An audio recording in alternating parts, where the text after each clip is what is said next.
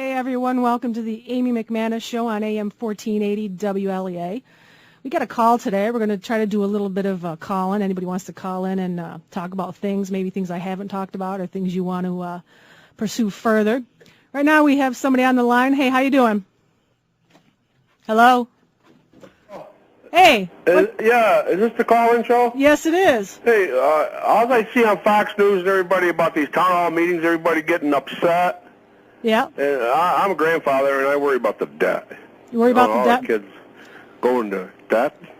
When you watch these, you've been watching the town hall meetings? Yeah. How do you feel if you're a grandpa? Is this something you've seen in your lifetime? I mean, or is this kind of? It just scares me all. My kids have to go in debt, you know. Yeah. And it's just too much unknowns, you know. They do everything so fast, and what do you think? Well, it's exciting on one hand, seeing it, but like you said, it's frightening as well because I think all these people are trying to get their voices to be heard, and we don't know if they're being listened to, and only time will tell. And of course, have you seen how the media is treating these people at the town hall meetings? Have you seen any of that? Only on TV.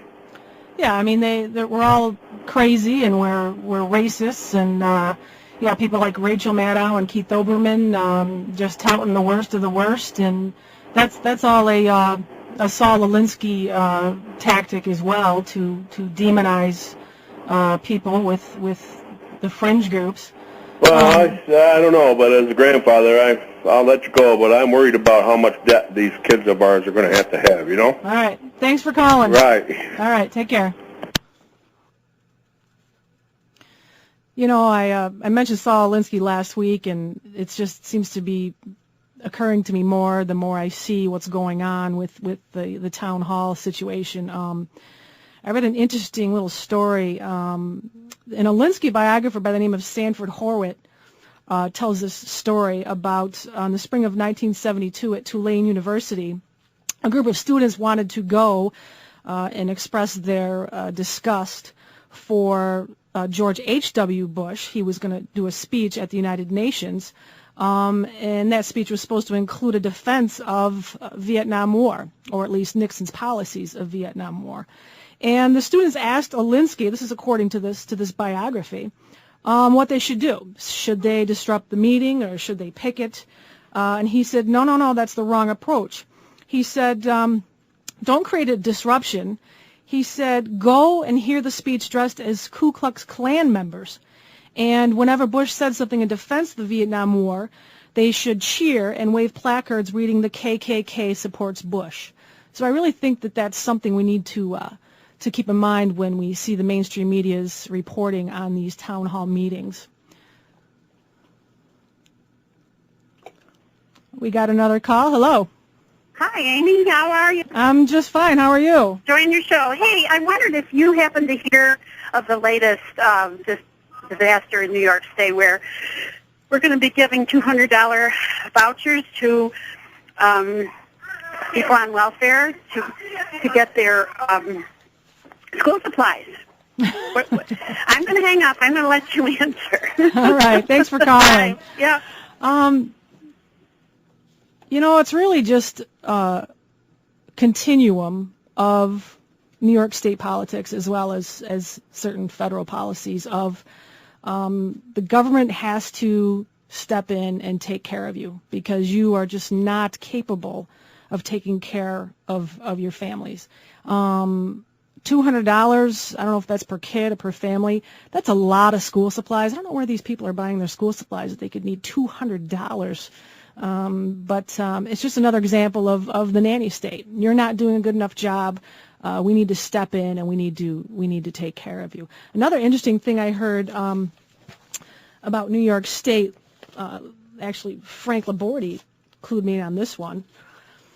New York State is going to pay women for their eggs.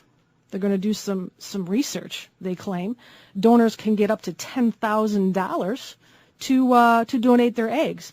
The scary part of this is the people that are behind this, the people who are pushing this and are promoting it and sponsoring it, is the New York State Stem Cell Research Organization. what they plan on doing is taking these eggs, instead of researching them for perhaps, research into ovarian cancer, or why certain DNA patterns develop certain chromosomal abnormalities or something. Instead, they're going to try to basically clone these eggs or fertilize them and create life to get the stem cells. So it's kind of a backdoor way for our state to perform embryonic stem cell research, in spite of the fact that polls have indicated that that's not what people want done with embryos. So, when I first saw that, I thought, geez, I could think of a lot of people that could use $10,000 to donate their eggs. But when you look behind the scenes, their plans are a little bit more sinister. Speaking of sinister, I also received this email from someone, and instead of just assuming the email was correct, I looked up HR 3200, which, as you know, I've been trying to read little bits of it. And there is this segment in HR 3200, the health care bill that the House put out. This is under Section 1234, Part B. And what this is about is basically, if you're a 27-year-old and you make a decent salary and you are not interested in buying health insurance, under this HR 3200, they're going to force you to buy health insurance.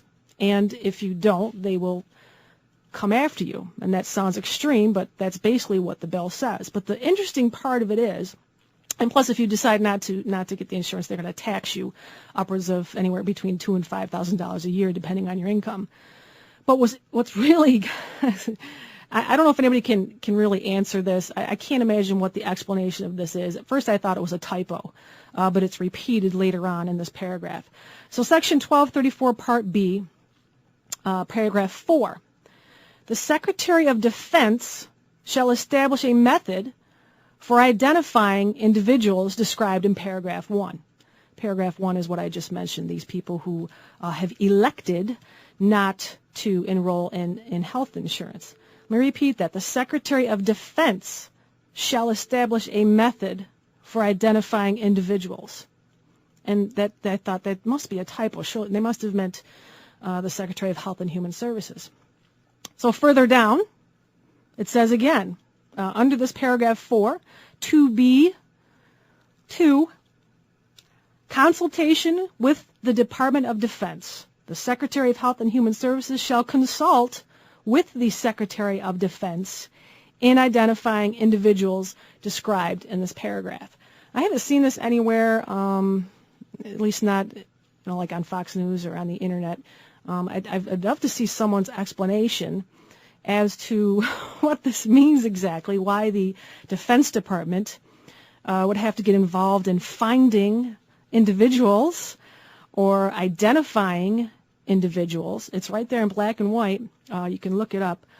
It's just another little tidbit that's part of this health care bill, and it seems like every day you find out something new about it. And as I've said before, that is intentional. They want it to be complicated.